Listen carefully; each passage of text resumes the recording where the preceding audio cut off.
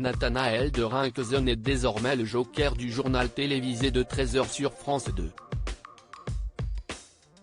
Avant cela, le journaliste français qui célèbre en ce jeudi 9 mars 2023 son 51e anniversaire, a accédé à la notoriété en présentant pendant plusieurs années la célèbre émission Télématin, toujours sur cette même chaîne. Cependant, tout aurait pu basculer pour lui il y a quelques années. Victime d'un terrible problème de santé, il a évité le pire de peu. En effet, il a été victime d'un accident vasculaire cérébral, AVC, le 1er mai 2019. Quelques mois plus tard, il se confiait à ce propos à nos confrères du journal Le Parisien. Ce jour-là, l'animateur s'était levé à 3h du matin pour aller travailler. Une fois sa journée terminée, il est parti faire une sieste, puis est allé faire un golf et boire un verre en terrasse avec sa compagne Caroline et des amis. C'est à ce moment-là que la vessie est survenue. Il était 19h. On discutait, on riait, puis j'ai vu leur visage se figer brusquement.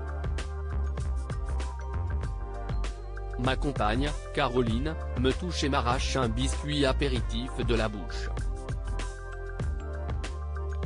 Elle avait compris que je faisais un AVC et a aussitôt appelé les secours, expliquait-il.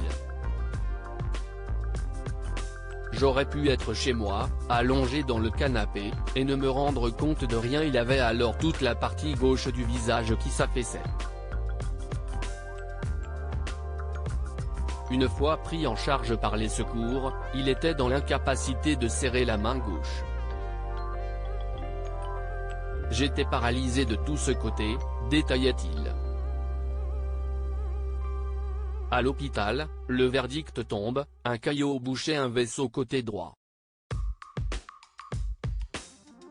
Et le journaliste est bien conscient d'avoir évité le pire. En 3 heures, j'étais tiré d'affaire. Sur le coup, je n'ai ressenti aucune douleur. Ce qui rétrospectivement me donne des frissons, j'aurais pu être chez moi, allongé dans le canapé, et ne me rendre compte de rien, se souvenait-il. C'est alors que débute le long chemin de la rémission, avec de nombreux traitements. J'ai été terrassé de fatigue, pendant 2 mois. Aujourd'hui, je prends des médicaments anticoagulants à vie, déclarait-il. Cependant, ce souci de santé a depuis modifié son quotidien. Il a dû changer d'emploi du temps afin d'arrêter de se lever si tôt le matin et simplifier ses trajets quotidiens. Il s'est ainsi mis à animer la tranche info du soir, sur France Info.